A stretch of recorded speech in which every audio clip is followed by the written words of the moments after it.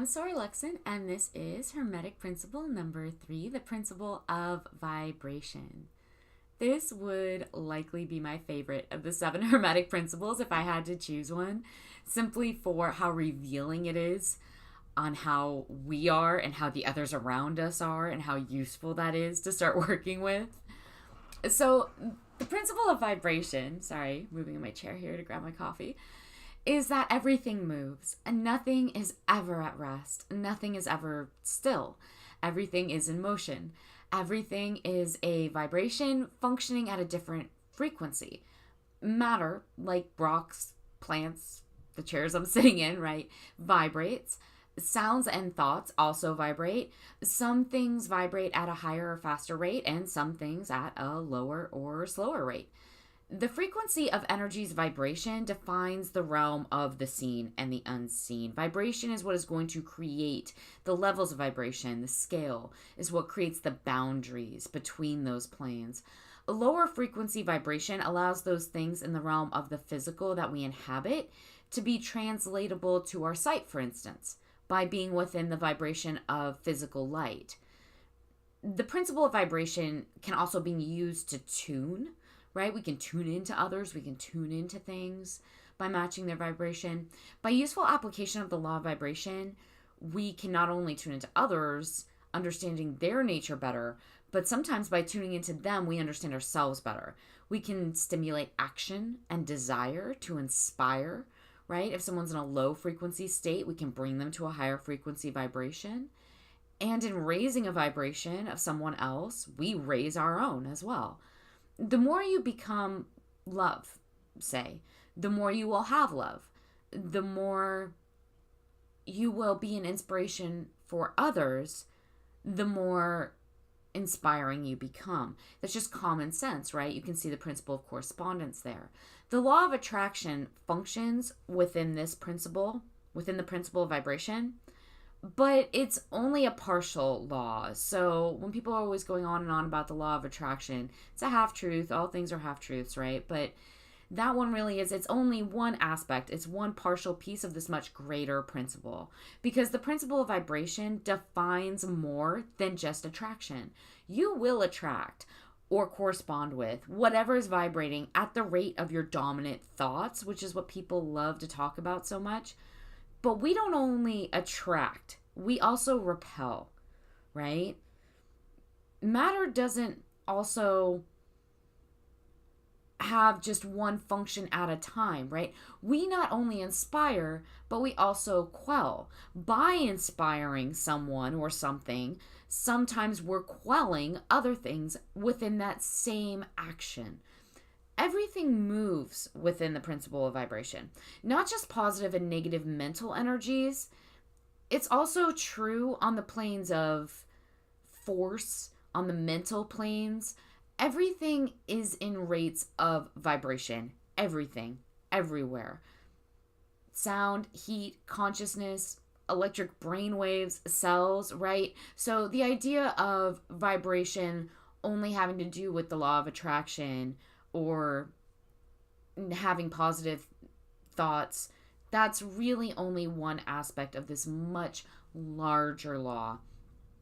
Modern science continues to verify that the principle is always functioning, right, in matter. But this was known by the masters in ancient Egypt long ago. Magic's been around a long time. It's written in the oldest texts. You have the quote, "He who understands the principle of vibration has grasped the scepter of power," right? Because it's by vibration that the master of this principle can influence their own mind, the minds of others, and natural phenomena, as science is showing us. Matter, energy, mind, and even spirit manifest from the rates of vibration. The higher the vibration, the higher the position on the scale. Those of the highest scale move so quickly that they appear to be motionless. The same way a really rapidly spinning wheel is going to seem to be motionless, right? When it's moving so fast, you can't even see it anymore. In the same way, sort of, Those things of the lowest scale, at those rates of vibration at the lowest scale, those are so gross, so slow moving that they can seem to be at rest, right? A rock, the molecules within it seem to be at rest, but they're not, right? Those matter, that particle matter, it is moving. It only seems to be at rest. So in that way, you can again see the principle of the law at work. Nothing is ever at rest. Nothing is ever still. Even if it's moving so fast that it seems to be, or moving so slow that it seems to be, it actually isn't ever at rest. E equals mc squared, right? That's science. Matter is energy. Everything. A rock, a tree, an animal, a person, the cup I'm holding with my coffee in it. All of these things are energy. Energy can't be created or destroyed. It is both cause and effect. It only changes forms dependent on the speed that it's moving at the speed of its vibration. Like when you boil water, you change it from a liquid to a gaseous form, but nothing is lost energetically in that exchange. Your matter, what makes you up, right? Your cells, these are also waves of energy. The two states are each other. Matter, being energy, functions as both a particle and a wave. This is getting very scientific. So not to get too lost in the science of things here, which isn't always very easy to understand, being energy at a rate of vibration yourself, you are not separate from the world. You aren't somehow other than what you're looking at, say, what you're observing.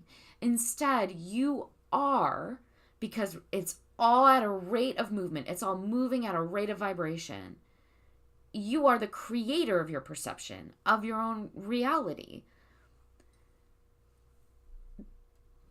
Because thoughts and therefore feelings, like everything else, are moving at a rate of vibration, you can change your own. You can change your own vibration. I feel like I'm repeating this word over and over again, but there's no other way to say it. You can change your own vibration by changing your thoughts and so your feelings, right? When your feeling changes, your actions and behaviors are going to change, right? That external impetus is going to change. And then your reality, your life, because your actions and behaviors have changed, it's going to change as well in accordance with what started as your rate of vibration as a thought. Low frequency feelings and thoughts are going to attract low frequency actions, behaviors, and results. High frequency feelings and thoughts are going to correspond to high frequency actions and behaviors and results, high frequency manifestations. Now, when people are saying that you should always be functioning at a high vibration, that's great and go for it. But there are also reasons within magic to want to be able to understand, perceive, and at times interact with low vibrations. So again, this kind of goes back to the pillars of polarity, right? Whenever you start seeing things from just one side of the equation, you can be pretty sure that you've lost perspective there. So there is both low and high vibration in effect. If you do want to raise your rate of vibration, though, which of course a lot of us do, right? If we're sad or unhappy or angry or irritated, there's no reason to not want to raise your rate of vibration. 3 fast and easy ways you can immediately do this, if necessary, if at any moment you want to, are to listen to music that you like. That's going to make you happy. It's going to change your feelings and therefore your thoughts. You can do something or think of something that makes you laugh out loud. That's going to immediately change your feelings and thoughts. Or you can walk in nature. Now, walking in nature has to do with the hertz that's being put off at a natural level by everything surrounding you. It's actually the same that bumblebees move at, that grass grows at, and it's going to have a normalizing vibratory effect on any mammal that's evolved to that environment, which we all have by living on this planet, right? So that's a much more complicated matter. I don't want to get into it in too much detail, but yes, walking in nature as well can raise your vibration. Genuine laughter is actually one of the best ways to banish. And this is why, right? It's going to raise your rate of vibration.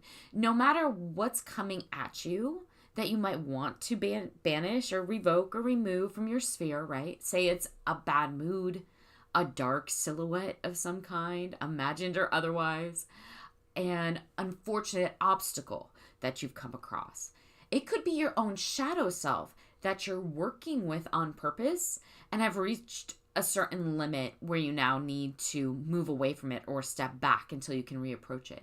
Whatever it is that you're banishing, if it's ick or frightening or influencing you into a low vibration that you don't want to be in because you're losing control of it, the ability to spontaneously and authentically laugh at it is going to banish it. And it's going to clear the space internally and externally around you lightning fast, just like that, like a snap of the fingers. Because by laughing, you remove yourself from a low rate of vibration where the dark, nasty whatever could correspond and interact with you. And you pull yourself into a higher rate of vibration where it can't continue to exist. It can't continue to exist as it was in its low vibratory form. And so now it can't control you, interact with you. It can't have any influence over you. Laughter heals, after all, in more ways than one. So the ability to genuinely laugh, if you can think of something that's going to make you spontaneously and authentically laugh out loud, that is one of the easiest and best ways to raise your rate of vibration, which is why it's one of the easiest and best ways to banish. Nature isn't always available. And it takes the longest of the three to walk in nature quietly, right, in order to raise your vibration. But it's also going to have the longest effect. You're going to feel it for the longest amount of time. So if you can do that one, try to. There's also an applicable aspect, which I've already mentioned a little bit, of the Hermetic principle of vibration, where you can tune in to other people's rates. Everyone has some level of this skill in operation. We all do it. The magician can hone it and use it. They can raise this skill set. Like any practice technique, anything you train in, there are ways to go about being able to tune in to rates of vibration that other people might not have practiced doing, right? They don't know how to do it. That's something you see a lot of in Hermeticism, especially the early onsets of occult magical training. There's going to be within the first or second levels, degrees, a lot of work with tuning into vibration on purpose. So how can you begin to work with these Hermetic principles, right? How are you going to work with this principle of vibration? Well, you can raise it. Start raising your rate of vibration willfully. That is what any accomplished occultist is doing, usually throughout their entire lives. They're willfully raising their rate of vibration to correspond to the resulting manifestations that they want to have or that you want to have in your reality. Start learning to be aware of when your energy and rate of vibration drops, for instance. Work to find when and where and how that's occurring to you in your daily life, right? Where is that happening for you? So that you can begin to find ways to alleviate those drops predictively, right? Preferably before they happen. If you find a person in your life or a task or environment, for instance, that drains you, that pulls you into a lower vibration, become aware of it. Sometimes we don't always have the choice of outright avoiding those things, but by all means, do if you can, and feel free to move towards the people, environments, and tasks that is a lifestyle that is going to have and keep you in a higher rate of vibration if that's what you want. But if there's a daily instance where you can't do that, where you can't walk away from some things, we do have obligations and responsibilities. Find it first and then allow yourself to energetically prepare for it. You can build up a high vibration before entering knowingly into those scenarios that you know are going to be draining for you. And you can build up that energy on purpose, willfully. So you can walk into those things with your best possible magical energy, your highest rate of vibration already in play on purpose. And then be mindful of when you hit your limits. That's something that it can take some time to learn to do, but start to learn when you've reached your threshold, when you're getting worn down, when it's lowering your mood, when it drags you down into a lower rate of vibration. Learn to catch when that's happening with awareness and find suitable techniques, what works for you to moderate and maintain your vibration. If it's a draining person and they're bumming you out and you just can't take it another second, maybe you think of that funny thing, that funny cartoon you like, that funny joke you like, that really funny comedian you like, whatever it is. Think of your best friend or of someone you love. You can change the subject. You can take a break. You can set a boundary. Hey, I've reached my limit for this conversation, right? Laugh a little bit. You don't have to laugh at someone, but you can walk away for a moment to recover. If it's a vibration lowering environment, say, instead of a person, there are very low vibration environments. Know when it's starting to pull your vibration down.